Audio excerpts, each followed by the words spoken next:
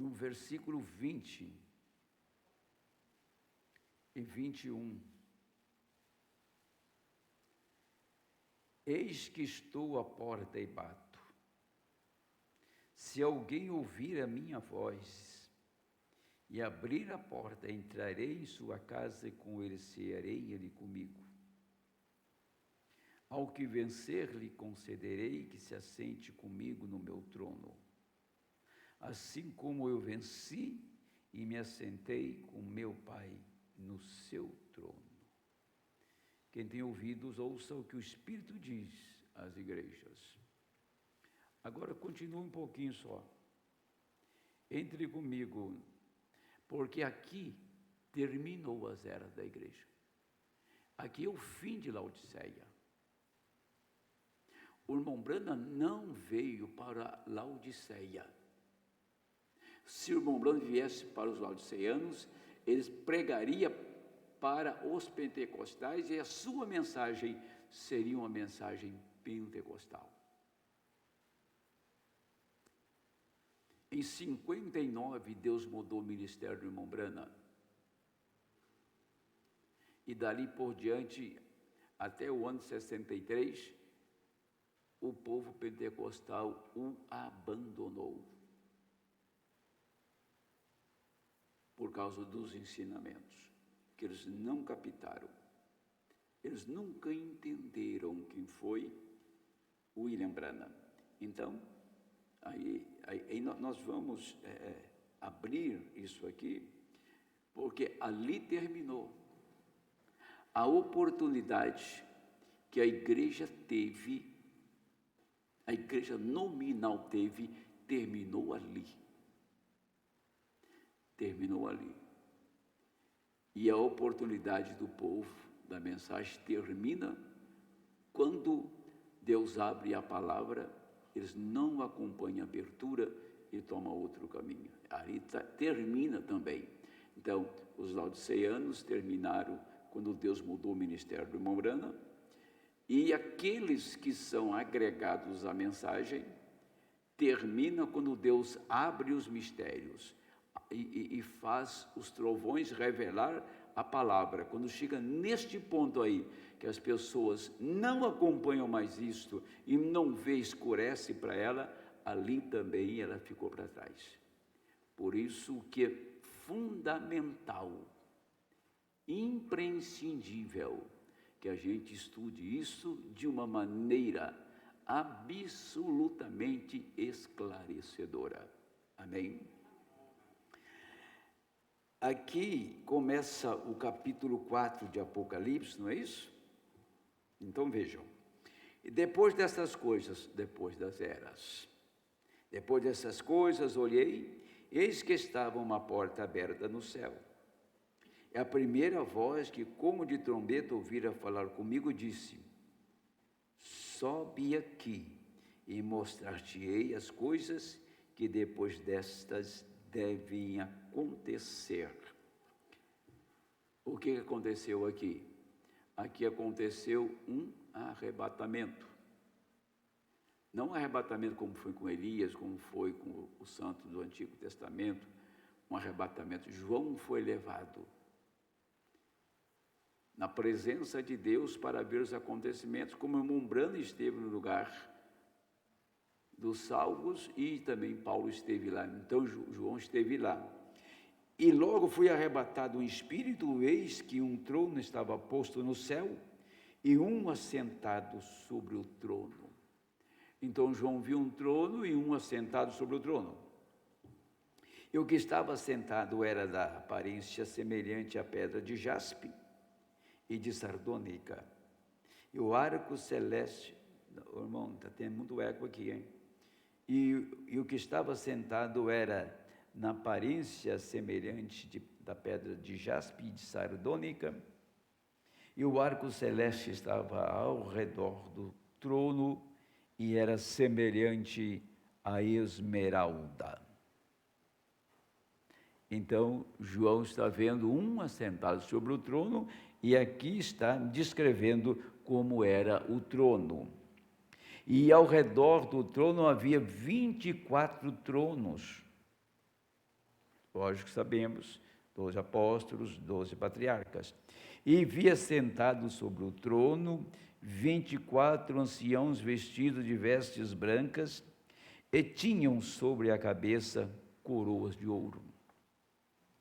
E do trono saíam relâmpagos, trovões e vozes, e diante do trono ardiam 7 lâmpadas de fogo, as quais são os 7 Espíritos de Deus.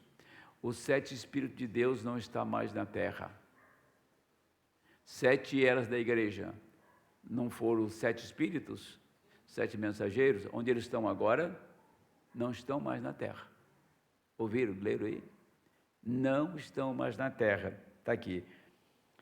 E veja bem, e havia diante do trono como um mar de vidro. Havia diante do trono como um mar de vidro, semelhante ao cristal. E no meio do trono e ao redor do trono, 4 animais cheios de olhos por diante e por detrás. Então terminou a graça. O mar de vidro, no Antigo Testamento, era um grande tanque feito de bronze. E quando era oferecido o sacrifício, o sangue era derramado naquele mar de bronze. Chama aqui mar de vidro. Então, aquele ficava vermelho de sangue. Mas quando João viu, não tinha sangue. Estava claro como cristal, a igreja tinha sido arrebatada, o juízo tinha caído sobre a terra. Tudo isso que estou falando e nós estamos falando, nós vemos na mensagem a abertura da palavra mostrando que este tempo aqui é para o eleito. Este tempo não é para grupos, é para indivíduo. Estão me entendendo? Amém? É para indivíduo, não é para grupos. Por isso que João subiu, ele viu o trono, e os 7 espíritos já tinham sido recolhidos, já estava na glória, e o mar de bronze estava claro como um cristal. Então, tinha terminado a intercessão, tinha terminado a redenção, e a igreja tinha sido recolhida. Laodiceia terminou em 56, 50 anos. Em 59, Deus muda o ministério do profeta. Em 63, ele abre os mistérios. Tudo chegou ao fim. E Deus, como ele abriu uma brecha, nas 70 semanas de Daniel, ele abriu uma brecha, na última parte da semana, que são 3 anos e meio, para pôr a igreja gentia, para os gentios ser salvos, e retornar agora para o judeu, com 3 anos e meio, para salvar o povo judeu. Então ele abriu uma brecha depois da era Laodiceia para o eleito. Nós estamos exatamente na brecha. E que brecha é esta? É quando você lê aqui aquilo que eu disse no versículo 20. Eis que estou à porta e bato. Essa é a luz do entardecer de Zacarias. Aqui é onde ele vai bater na porta, porque ele não está mais aonde? Com os pentecostais. Ele não está mais na Odisseia, ele já está do lado de fora, batendo na porta, porque tem um povo do lado de dentro que tem que sair. Correto? Amém? Amém. Senhor Deus, no nome de Jesus Cristo, Senhor, nos ajude nesta noite a meditar nessas maravilhosas coisas que nos posicionam e que nos colocam no lugar, Senhor. E agora nós pedimos, em nome do Senhor Jesus Cristo, que a doce e a preciosa unção do Espírito Santo esteja aqui neste lugar para nos ajudar, no nome do Senhor Jesus Cristo. Amém, Senhor. Pode sentar. Eu vou de imediato ler, tá? Alguns parágrafos da mensagem meu novo ministério. Vou ler a partir do parágrafo 59. Ele disse assim: apenas como temos que encarar o assunto. Veja a expressão do irmão Brando. Se você lê a mensagem, você não precisa ser um autodidata, mas se não prestar atenção, você vai comer muita bola. Ele fala assim, apenas como temos que encarar o assunto. É o batismo do Espírito Santo certo ou errado? Por que ele está falando isso? Porque o batismo do Espírito Santo, ensinado pelos pentecostais, era falar em línguas. E o batismo do Espírito Santo hoje é aquilo que está lá em João, capítulo 16, verso 13. E o Espírito de verdade vos guiará em toda a verdade. Eles falavam em língua e tinha 2 mulheres. Eles falavam em língua e tomavam uma cachaçinha. Eles falavam em língua e mentia. Entendeu? Então não podia ser o Espírito Santo falar em línguas. Que se você é guiado em toda a verdade, a partir de então, você guarda toda a palavra. Tá? Nós temos que encarar o assunto. É Jesus Cristo o mesmo ontem, hoje e eternamente? Diz, nós temos que encarar o assunto. É Jesus Cristo o mesmo ontem, hoje e eternamente? Se ele for o mesmo hoje, então as obras dele serão realizadas como foi ontem. Se ontem Jesus levantou os mortos, se ontem ele parou tempestade, se ontem ele salvou a mulher do poço e assim por diante, se ontem ele apresentou, eu e o Pai somos um, que me vê a mim, vê o Pai. Se ontem Jesus Cristo era Deus em carne, o que ele é hoje? Então, temos que encarar o assunto de Jesus Cristo ser o mesmo ontem, hoje, eternamente. O mesmo povo que viveu nos dias do Senhor, que era Pedro, o seu irmão, André, Filipe, Tiago, esse mesmo povo tem que viver hoje. A mesma salvação que operou num tempo de escuridão na sua primeira vinda, opera hoje da mesma maneira. Se lá ele tinha 12 apóstolos e mais tarde reuniram 70 discípulos, e quando chegou a hora final, lá em São João 6, que ele diz: quem não comer a minha carne e não beber o meu sangue, não tem parte comigo. Eles foram embora. Se ele é o mesmo ontem, então vai essa parte embora. E de um número de 72, sobrou quanto? 11. Não, falei errado. 72 mais 12 dá 84. O número de 84 sobrou 11. Olha, eu tenho um vídeo para mostrar para vocês, talvez eu mostre sexta-feira ou domingo à tarde, que vai envergonhar essa igreja aqui. Que vai envergonhar.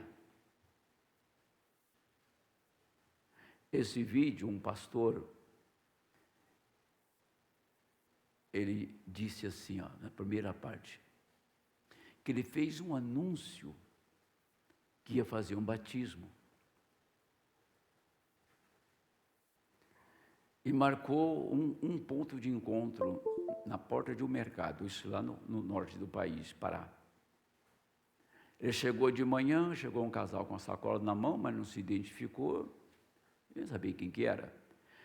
Foram chegando as pessoas para o batismo. Aí eles, o senhor é o pastor? Sim, eu sou o pastor. Nós viemos para batizar. Nós saímos de casa meia-noite. Andamos dentro da selva amazônica até o dia clarear. Quando o dia clareou, a gente pegou um caminhão pau de arara, que é caminhão, né, caminhão com lona e banco, para chegar aqui para o batismo. E eles fazem isso todo mês para tomar ceia. Passa por esta selva. Depois ele vai abrindo esse assunto. Gente, nós temos que aprender o que é viver pela fé. Aí o pastor Anildo, ele falou assim, e aqui no Sudeste, vocês têm Uber, tem 99, tem ônibus, tem metrô. Aí vocês fazem como antigamente fazia, você colocava a carga no celular e ganhava bônus. Ainda tem isso? Tem isso? Coloca carga e ganha bônus? Tá. Então você vem em um culto, 2, 3 cultos em seguida, 4 cultos. Aí você agora tem o bônus, não precisa ir uma semana na igreja.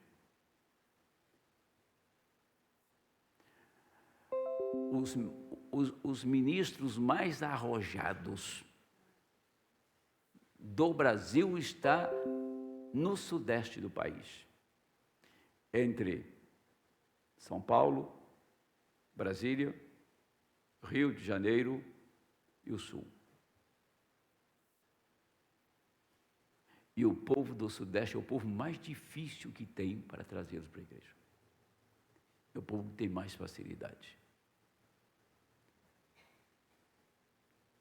Aquele casal lá e outros, que depois vocês irão ver o vídeo, vai estar lá no juízo para julgar o nosso comportamento.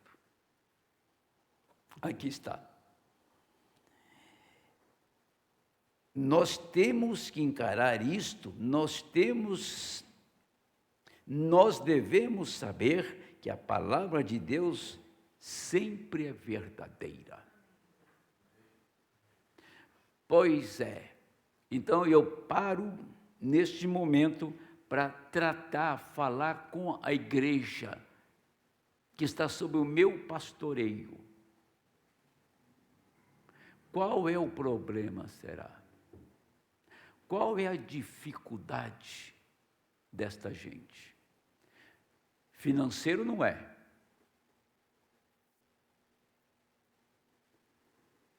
E falta de condução também não é. Qual é o problema deles? Será que o problema deles não é esse aqui, o primeiro que eu falei? Falta do Espírito Santo. Não pensa que porque você ora bastante, não pensa porque você é pregador, não pensa que você conhece a mensagem, que você pode descansar. Se eu oro tanto assim e prego, tenho dom para pregar, certamente eu tenho o Espírito Santo. O que vai provar que você tem o Espírito Santo é quando a sua obra manifestar a pessoa de Jesus Cristo na sua vida. É isso que vai provar que você tem o Espírito Santo. Tem muita gente que prega muito bem e nem nasceu de novo. Pastor. E nem nasceu de novo. Se orar é uma prova que você tem o Espírito Santo, então o povo da Deus de amor, nos dias de Davi e Miranda, todos tinham o Espírito Santo, né? Porque eles passavam a noite inteira orando, fim de semana, orava direto, lembra daquilo? Todo fim de semana tinha uma vigília, começava a vigília, acho que às 7 da noite, e atravessava a noite inteira, até amanhecer o dia orando. Para os montes, então eles tinham o Espírito Santo, não tinham? E nunca entenderam, nunca tiveram o Espírito Santo. Está claro isso? E está descendo na alma isso? Tá. Pode até me chamar de um pastor chato. Eu quero ser chato e pôr gente no céu do que ser um pastor amistoso e vocês ficar aquém, né? Ficar aquém da vida espiritual. Então isto foi acima e abaixo, isto ficava em minha mente. Sabe o que ficava na mente do profeta? É isso aqui, abre a sua Bíblia comigo. São Marcos 11 e 23. Que isso ficou a vida inteira na mente do irmão Branham. Diz assim: porque em verdade vos digo, que qualquer que disser a este monte, ergue-te e lança-te no mar, e não duvidar em seu coração, mas crer que se fará aquilo que diz, tudo o que disser lhe será feito. A vida inteira o irmão Branham teve isto. Agora está relatando aqui, ó. Então isto foi acima e abaixo, e isto ficava em minha mente. Eu apenas não podia sair disto. E onde quer que eu fosse, isto constantemente vinha a mim. Se disserdes a este monte, ergue-te e lança-te no mar, e não duvidar em seu coração, mas crê que se fará aquilo que diz, tudo o que disser será feito. Eu pensei, como pode ser isso, Senhor? Como pode ser isso, Senhor? A pergunta é essa, isso é o pé da letra? Isto seria eu falando isto? Isto não faria bem algum, porque seria eu dizendo eu. Então eu não posso dizer nada a não ser o que ele tem dito. Eu apenas digo isto pelas Escrituras, e todas as coisas repousam na expiação. Ó, essa palavrinha aqui, ela é chave para o assunto, hein? Tudo descansa, repousa na expiação. Tá? Sem expiação, nada feito. Tudo repousa na expiação. Não há bênção fora da expiação. Não há bênção fora da expiação. Note bem. Se você quiser saber o que é expiação, eu posso dizer o que é para você agora mesmo, mas o Davi pode pegar lá na chave para dar o contexto em todas as palavras. Expiação é redenção. Porque somos pecadores do lado de fora da expiação. Lá do lado de fora do sacrifício, somos perdidos. Não há bênção fora da expiação, diz o profeta. Se fosse apenas uma coisa universal, e a todos então, todos seriam salvos. Mas é sua atitude em relação à bênção da expiação que traz as bênçãos para você. Nesse parágrafo ele fala 3 vezes expiação. Então não é descansar, cruzar os braços. Não é assim, gente. A nossa vida com Deus é uma luta constante. Se você não nasceu para lutar, e você não quer lutar, não quer encarar a coisa, desista.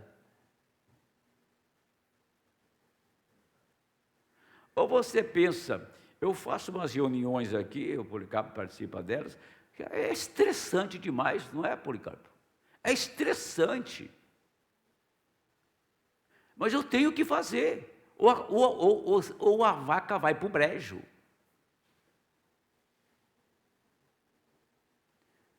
Porque tem pessoa que não é capaz de assimilar a necessidade, assimilar a responsabilidade dele.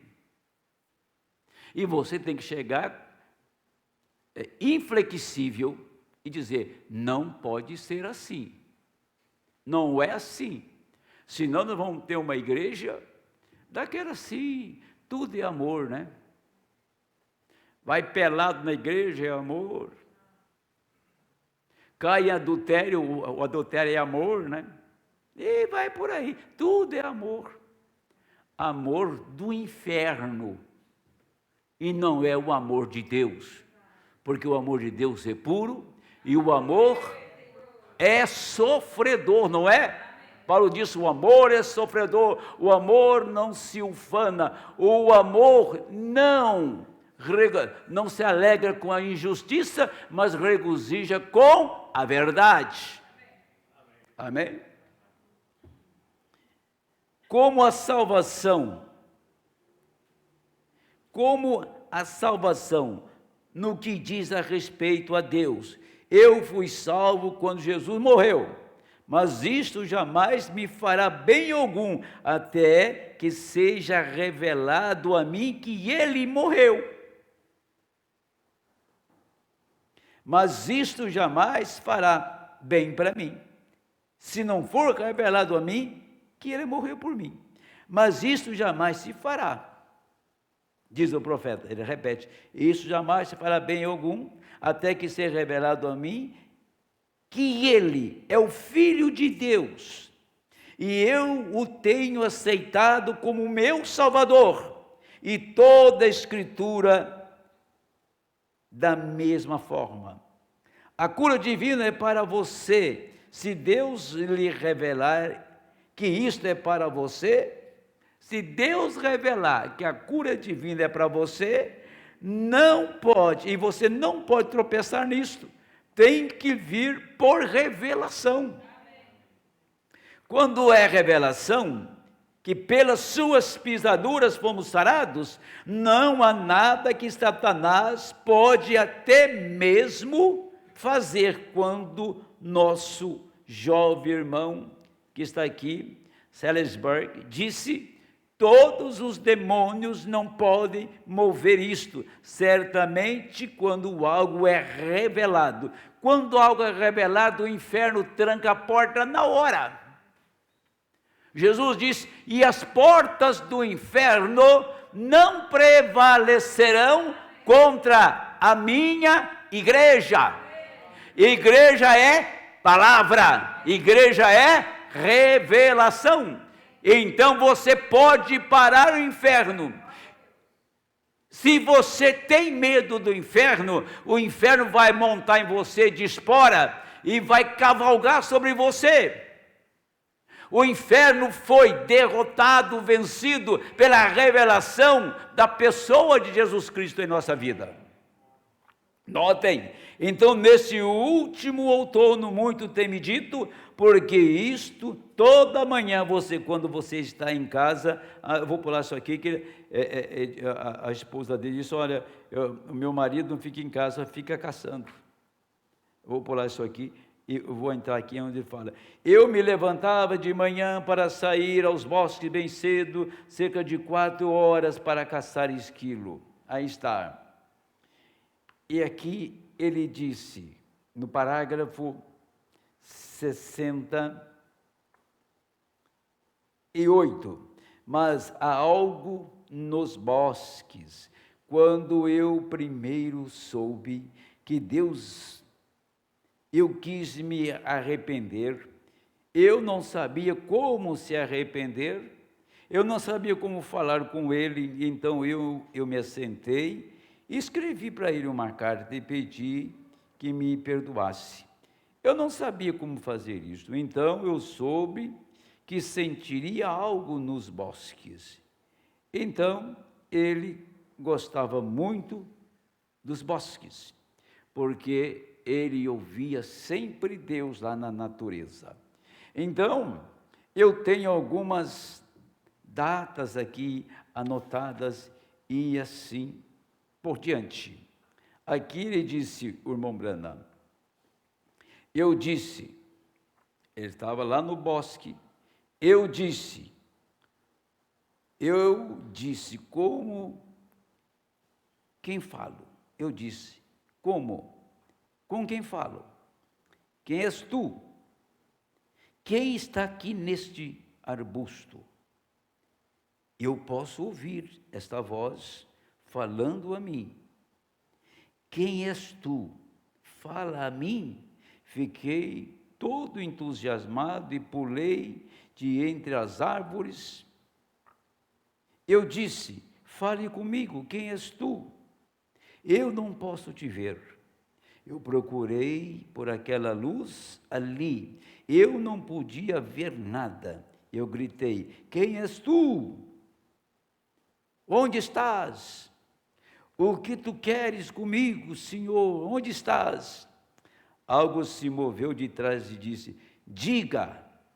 Quando ele falou isso, algo se moveu no bosque e disse para o irmão Branham: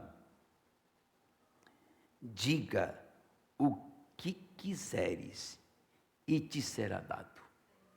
Aí ele ouviu. Ele ouviu a voz e não via ninguém. Você vê, ele não estava tendo visão mais. Era o Senhor falando com ele. E aí, o que o Senhor quer comigo? Ele falou: você interroga a vida inteira sobre Marcos 11, 23, ele vai se cumprir agora. Marcos 11, 23 é Gênesis 1 e 1.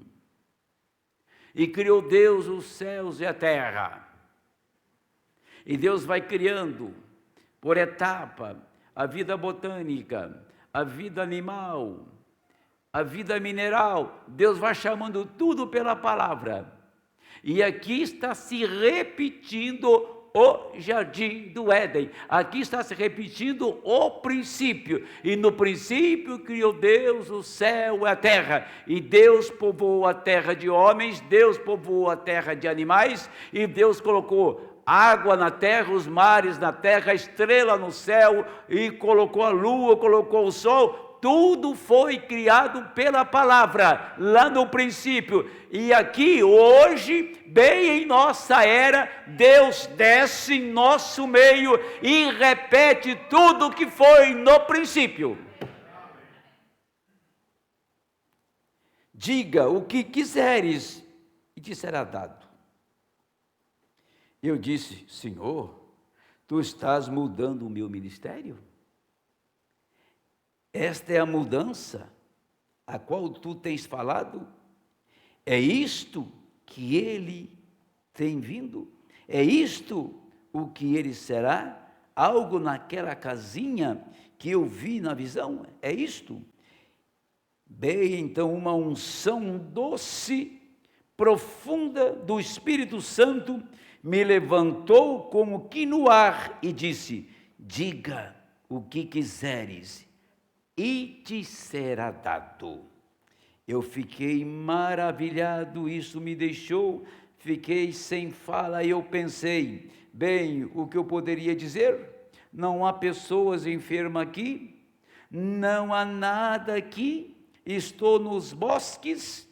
O que eu poderia dizer? O que eu poderia dizer? Eu não sabia o que fazer, o que pedir. Estou perdendo a minha mente, disse o profeta. Estudei demais até que as minhas faculdades mentais não se desintegraram. Bem, então eu ouvi isto da mesma forma que você me ouve. Disse: você está caçando? Você não está? Você está caçando? Você não está sem caça? Sim. Disse: fale qualquer coisa que quiser.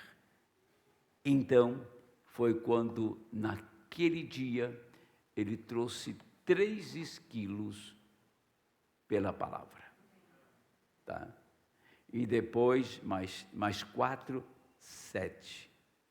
Então, e quando ele estava contando esse episódio, contando essa história, na casa dos Wright, lá na casa de Moser, contando esta história, e a irmã Moser estava bem afastada, assim, ó, uma casa de 2 cômodos, uma família pobre, e quando ele estava falando da criação dos esquilos, Moser disse: isto não é senão a verdade. Aquilo trouxe Deus em cena, de tal maneira que aquela mesma unção do bosque se repetiu na casa de Moser. Aí o profeta fala, foi a animais, agora é ser humano. Estava no bosque, criou animais, agora é ser humano. A última criação de Deus foi o homem. Então Deus está, depois de findar a era, Deus está realizando a mesma obra do princípio, cumprindo Marcos 11 e 23. Mas quando você toma a escritura que nós lemos, então você vai ver que a expiação, a redenção tinha terminado. João subiu e viu um assentado sobre o trono, e quando ele olhou, ali estava já no juízo, tá? E aqueles animais estavam ali, e a igreja já estava recolhida. São coisas que Deus separou, que Deus preparou para hoje, para este tempo, porque não é questão de fazer muito barulho, não é questão de pregar um sermão e fazer as pessoas chorar, elas ir para casa e aquele sermão não produzir efeito em sua vida, mas quando ela toma a palavra e a palavra começa a trabalhar na sua alma, dentro de você, então você vai aproximando da palavra e um temor reverencial aproxima da gente de tal maneira que você então sabe que ali é um ser divino, ali é Deus manifestando os seus atributos quando Ele começa a tratar conosco. Então não é uma coisa fria e formal, algo acontece e aquilo toma aquele ser humano, que é o homem e a mulher, e começa a trabalhar naquela vida. E ela começa então a adquirir uma experiência com Deus, a ponto dela chegar nesse ponto que nós acabamos de ver aqui, que a noiva terá que chegar em Marcos 11 e 23, para chamar os mortos, para a palavra manifestar em nosso meio, porque os 7 selos foram a abertura de toda a Bíblia, e quando os 7 selos foram revelados, foram 7 selos, 7 trombetas, 7 eras da igreja. Deus terminou a sua obra e tirou o seu dom da terra, tirou o seu profeta. Mas agora a pergunta é essa: nós estamos esperando por essa manifestação. A igreja noiva está esperando por uma mudança. O eleito está esperando por uma mudança. Por isso que sempre eu tenho na minha alma um desespero. Nós não podemos continuar da maneira que a igreja está. Hoje eu vou em encontro de ministros, e eu sou uma pessoa chamada para pregar em todos os encontros, mas eu digo uma coisa: eu quero saber o resultado dos encontros. Se for para fazer encontro, para encher a igreja de gente, e fazer 3 dias, 4 de culto, se for para fazer um encontro, a fim de fazer o ministério ficar conhecido na nação, e aglutinar pessoas, então ainda esse encontro não está dentro daquilo que as Escrituras dizem. Nós temos que nos fazer encontro, mas encontro com a palavra, encontro com Cristo, que possamos ver vidas transformadas, vidas mudadas, homens e mulheres cheios do Espírito Santo, uma igreja viva. Quando o primeiro hino é cantado, a unção toma aquela igreja. Quando o pregador sobe para pregar, a unção está ali, e aquela palavra encontra descanso naquela pessoa que está esperando por aquele momento para ter companheirismo com o Senhor. Nós temos que chegar a isso. Eu sei que está faltando, eu sei. Só não posso fazer, porque não é do meu jeito, é da maneira do Senhor. Vocês prestarem bem atenção na leitura aqui, de Apocalipse 4. Veja aqui, abre a Bíblia comigo só um pouquinho, no primeiro capítulo de Ezequiel. Vamos fazer uma leiturazinha aqui para você ver. A mesma cena está aqui. E quando isso aconteceu com Ezequiel, ele não estava em Israel, ele estava na Babilônia. Ezequiel estava no cativeiro. Tá? Vamos ler. Ezequiel, vamos começar no versículo 4. Ele vai dar as datas e o mês, tudo, vamos pegar aqui um pouquinho na frente.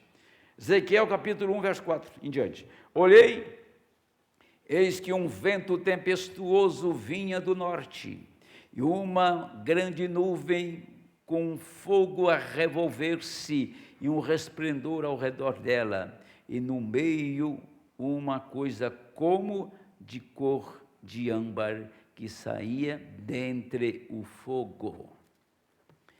E do meio dela saía a semelhança de 4 animais. Esta era a sua aparência, tinha semelhança de um homem. Está vendo aqui? Tinha 4 animais. Quantos animais tem em Apocalipse 4? Você leu lá? Lá tem 4 animais em Apocalipse 4. Animais tem 4. E aqui os 4 estão aqui, tá? Os 4 animais são 4 querubins representando Mateus, Marcos, Lucas e João. E cada um tinha 4 rostos, como também cada um deles 4 asas, eram querubins. E os seus pés eram pés direitos, e as plantas dos seus pés como a planta do pé de uma bezerra, luziam como a cor do cobre polido. Está mostrando as eras da igreja aqui. Se você ler Apocalipse, na abertura do livro de Apocalipse, você pode encontrar os mesmos personagens.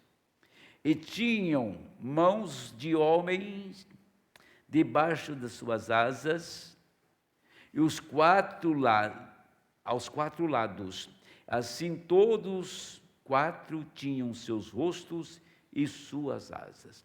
Eram animais, tinham mãos de homem, tinha rosto de homem, eram animais. Então você encontra, o primeiro selo tinha um leão. Depois você encontra um cavalo, tá? O leão, o cavaleiro do cavalo branco. Depois do leão você encontra quem? Você encontra o homem. Depois do homem você encontra o boi, o animal. Depois do animal você encontra a águia. Você encontra 4 animais ali na abertura do selo, certo? 4 animais. O leão, o boi, o homem e a águia, tá? Aqui está. Uniam-se as suas asas uma a outra, e não se viravam quando andavam, cada qual andava diante do seu rosto. Eles iam em uma só direção. A Bíblia não se contradiz. e a semelhança do seu rosto era como o rosto de homem, e a mão direita, todos os 4 tinham o rosto de leão, e a mão esquerda, todos os 4 tinham o rosto de boi, e também o rosto de águia, todos 4. Está vendo aí? Tinha o quê? Rosto de leão, rosto de boi, rosto de homem e da águia. Isso está exatamente em Apocalipse 4, quando a igreja já estava recolhida. E aqui Ezequiel está na Babilônia recebendo esta visão, o mesmo que João viu, Ezequiel também viu. E o seu rosto e as suas asas eram separados em cima, cada qual tinha 2 asas juntas, uma à outra, e 2 cobriam o corpo deles. E cada qual andava diante do seu rosto, para onde o Espírito havia de ir, iam, e não se viravam quando andavam. E quanto à semelhança dos animais, o seu parecer era como brasas de fogo ardente, como uma aparência de tochas. O fogo corria por entre os animais, e o fogo resplandecia, e do fogo saíam relâmpagos. E os animais corriam e tornavam a semelhança dos relâmpagos. E vi os animais, e eis que havia uma roda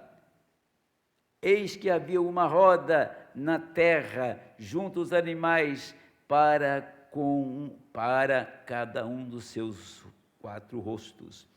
E o aspecto das rodas e a obra delas eram como cor de turquesa, e as 4 tinham uma mesma semelhança, e o seu aspecto e a sua obra eram como se estivera uma roda no meio da outra roda.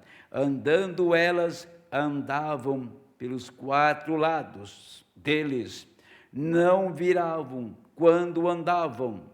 Essas rodas eram tão altas que metiam medo, e as 4 tinham suas cambas cheias de olhos ao redor. Andando os animais, andavam as rodas ao pé deles, e elevando-se os animais da terra, elevavam-se também as rodas. Para onde o Espírito queria ir, iam, pois o Espírito os impelia, e as rodas se elevavam de fronte deles, porque o Espírito da criatura vivente estava nas rodas. As rodas girando da terra para o céu. Está falando de 4 animais, está falando dos 4 evangelhos, dos 4 animais de Apocalipse 4. Está mostrando Cristo nas 7 eras da igreja. Já está mostrando a igreja saindo da terra, indo para a glória. No versículo 26 ele diz: e por cima do firmamento que estava por cima da sua cabeça, havia uma semelhança de trono, e como de uma safira, e sobre a semelhança do trono havia como que a semelhança de um homem no alto sobre ele. Então aqui você está vendo, tinha a semelhança de um homem. Aquela luz que entrava, aquela luz que estava atrás do véu, que pendia sobre o propiciatório, o lugar de misericórdia, onde o sangue da expiação estava colocado ali. Então, naquele pilar de fogo, ali aparecia um homem. O pilar de fogo que veio sobre Moisés, que veio sobre Mombrana e Paulo, esse pilar de fogo era Cristo, era a deidade. E você pode ver que tem a semelhança da mão de um homem. E se você tomar aqui essa escritura, você já está vendo a igreja na glória, raptada. A igreja que saiu da Babilônia.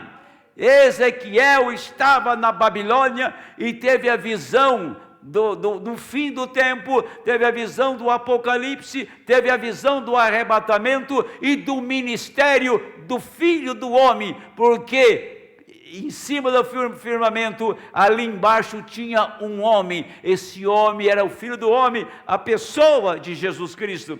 Essas visões do capítulo 1 de Ezequiel correspondem às 7 eras da igreja, a abertura dos selos e o arrebatamento da igreja. Agora, você percebe aqui que a igreja, ela desprendeu da terra, ela subiu, e João, quando chegou lá, ele viu todos os acontecimentos, as profecias que se cumpriram e as visões de João, mas quando João viu, ele estava lá. Então a igreja deixa a terra.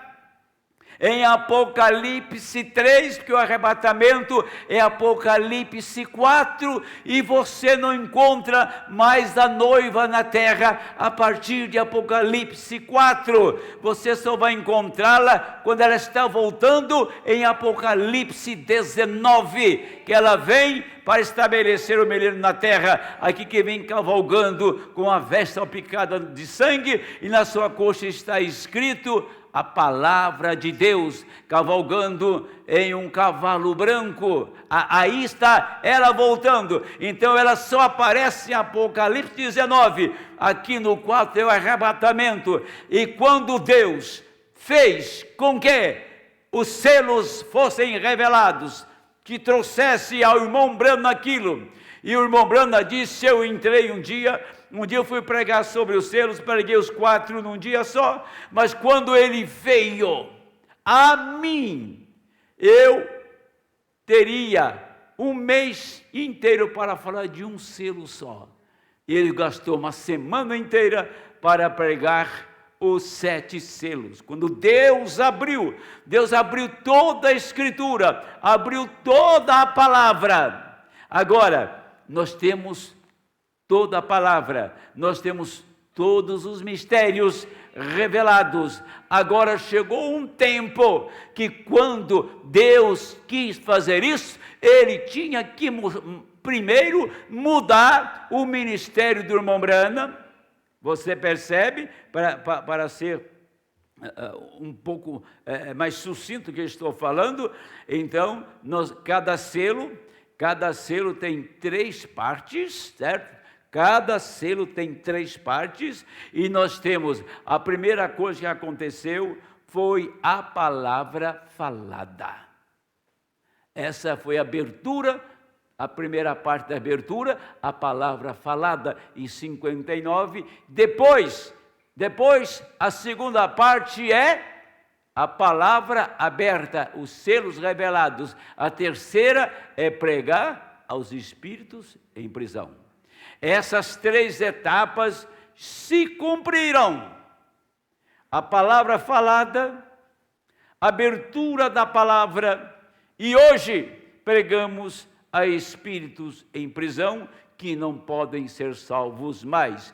Quando Deus mostrou lá na glória, em Apocalipse 4, a igreja raptada, a noiva que está aqui na terra hoje, ela está aqui no corpo de carne, ela está aqui no corpo físico, mas esta alma que está redimida, essa alma que encontrou para ela a eleição, a predestinação, ela encontrou exatamente aquilo que ela esperava. Você sempre esperou por Deus, você sempre esperou por esse dia.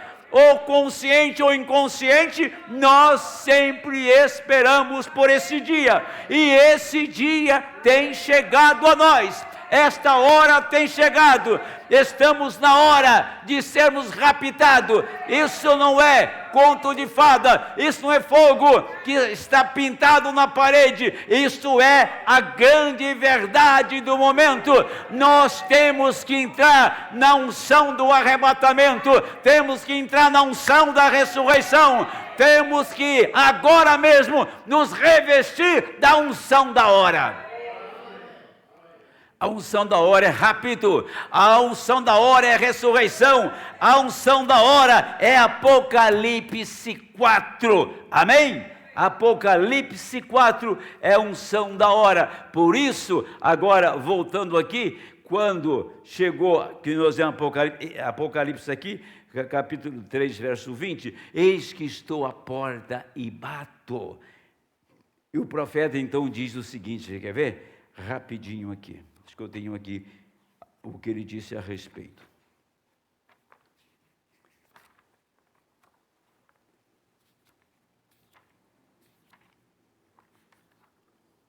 Está aqui. E nos jornais, por toda a nação, como nós temos no quadro, foi mostrado como essa lua mudou de luz para as trevas, a igreja escureceu. E o próprio fenômeno disto, que essa lua desenhou exatamente nos céus a mesma coisa que o Espírito Santo me fez desenhar aqui há 2 anos, mostrando, quando foram 6 fotografias, eu coloquei a 7ª ali, porque a 7ª era da igreja apenas uma sombra de luz, a saída. Isto é, onde Jesus, a porta está batendo, mas se torna trevas completa. Foram 6 eras que apareceram no céu.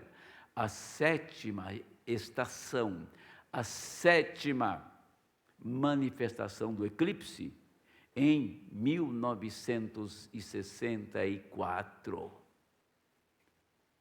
Não apareceu, era só uma sombra. A igreja tinha ido embora. Vocês podem perceber? O Papa Paulo VI entrou em Jerusalém no dia 4 de janeiro de 1964. Ele saiu de Jerusalém em 6 de janeiro de 1964. O maior inimigo da igreja em 2000 anos, o maior evento da história, porque Papa Paulo VI, o primeiro mensageiro da igreja foi Paulo. E depois, quando a igreja vai embora, escurece, entra um homem, um anticristo lá, por nome de Paulo. Será que isto dá para mexer um pouquinho com a gente? A entrada do Papa Paulo VI lá? Entrou pela porta de Damasco, foi pela porta de Damasco, e visitou a Galileia Marítima, eu li o trajeto dele, e naqueles dias que ele estava lá, tinha uma lua cheia no céu, e deu um eclipse, com 6 estágios, e no 7º, isso foi em 64, confirmando o que tinha o profeta feito, e no final do ano de 61. Isso está dizendo que ele estava, eu li aqui, ó, Jesus a porta está batendo, mas se torna trevas completa. E que repercussão, que mensagem de Deus mesmo, que essas coisas são verdade. Testifico disto, primeiro, em sua palavra, então pelo Espírito. Testifico isso em sua palavra, então pelo Espírito na plataforma, então declarou isto nos céus. Não há nenhum engano nisto de modo algum. Aqueles selos e eras estão perfeitamente em linha, perfeitamente. Deus dando testemunho por sinais sobrenaturais e maravilhas, com a palavra e a história, tudo colocado junto na era em que estamos vivendo. Deus mostrou, minha gente, Deus mostrou que a igreja tinha ido embora. Apocalipse 4, ela não está mais na terra. Apocalipse 3, ele fica do lado de fora, batendo na porta, e está tudo escuro. Foi quando ele pregou as eras no final de 61, 63 os selos, e 64, isso se cumpriu no céu, com a entrada do inimigo da igreja em Jerusalém. Agora, nós podemos, então, fazer uma pequena análise, que tem muita gente desesperado por isto, por ir embora daqui. Isso é uma verdade.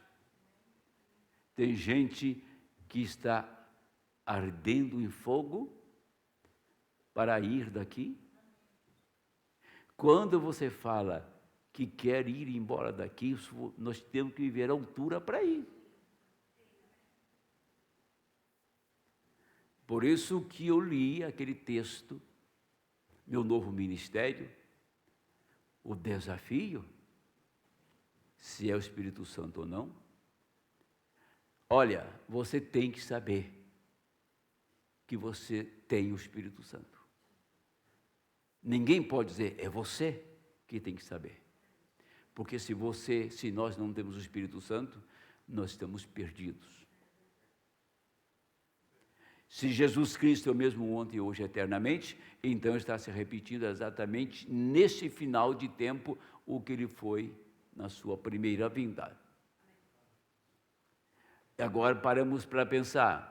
Quando Deus estava mudando o ministério de irmão Branham, então Deus foi lá no princípio do Jardim do Éden e trouxe dentro daquele bosque a palavra criativa.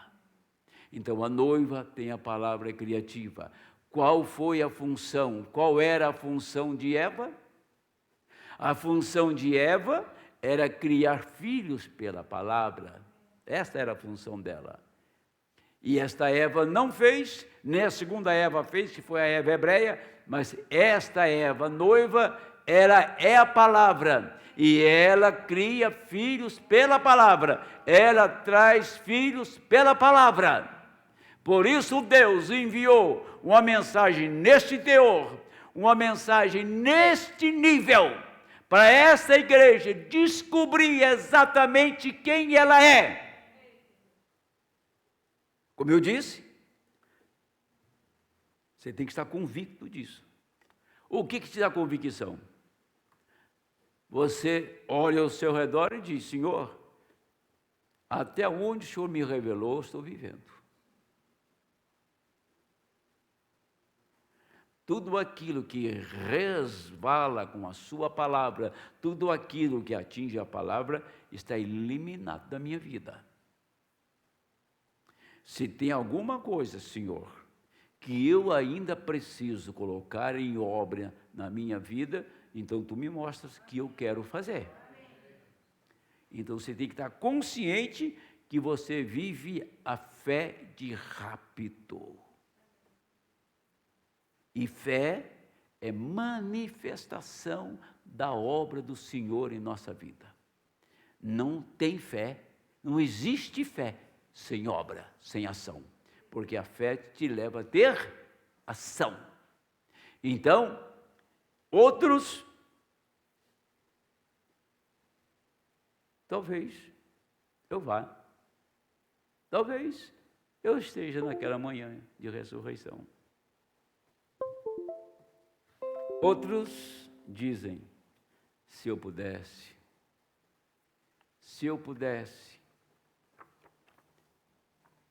não existe essa palavra.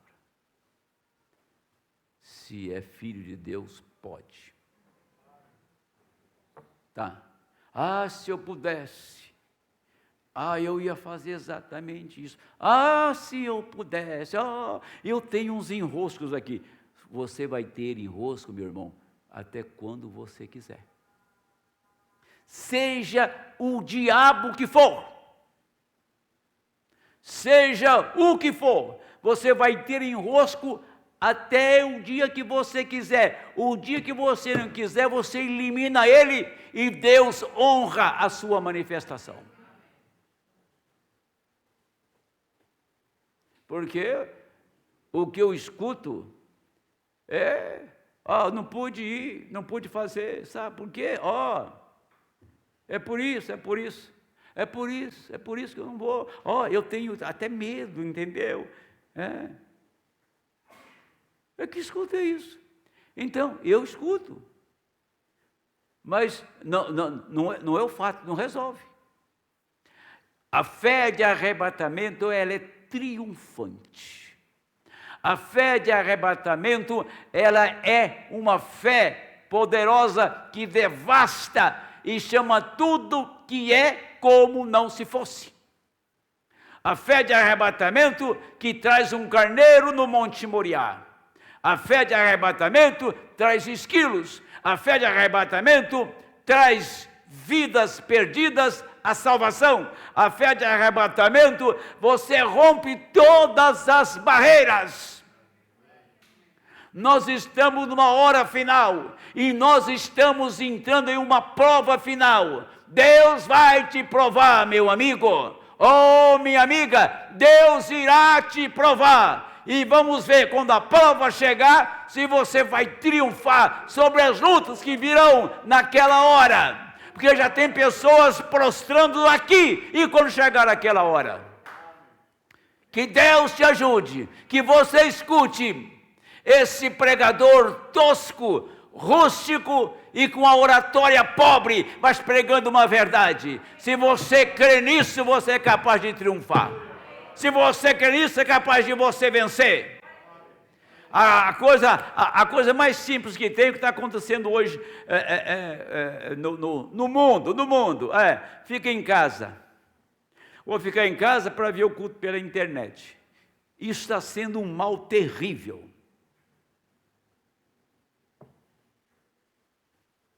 Eu vou fazer uma oração, vou fazer pela internet. Internet não é altar, não. Altar está aqui na igreja.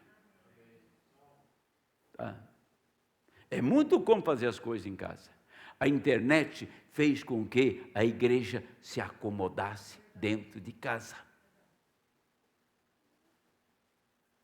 Eu envio as minhas ofertas e os meus dízimos para a igreja e não vou nos cultos. Tá. Você acha que a sua oferta e seus dízimos vai te pôr no rato.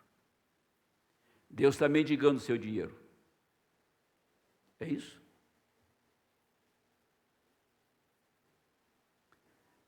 Eu estou falando isso com o mais puro coração. Estou falando isto com a mais sincera, o mais sincero desejo de te acordar, de te despertar. Seja corajoso, deixa de ser covarde, deixa de ser medroso. Vamos caminhar 3 dias com Abraão em direção ao Monte Moriá, para ver o carneiro criado. Fazer o que no monte? Vou oferecer o meu filho, vou fazer uma expiação do meu filho. Vamos caminhar para o Monte Moriá, vamos caminhar em direção ao mar, vamos falar com a rocha. É tempo de falar com a rocha. Vamos direto para o Jordão, ver se a água lamacenta sai ou não sai da frente. A única maneira que a água iria sair da frente, se Josué encarasse o Jordão. Se ele ficasse esperando a água baixar, até hoje está esperando. Nós temos que ter atitude, nós temos que ter disposição, nós temos que ter ação. É um tempo de ação. Você quer estar no arrebatamento? Você tem fé para o rapto? Você crê que é eleito para o rapto? Então, a sua vida com Deus tem que mostrar isso e tem que ser diferente daquilo que nós temos sido. Amém. Deus abençoe em nome do Senhor.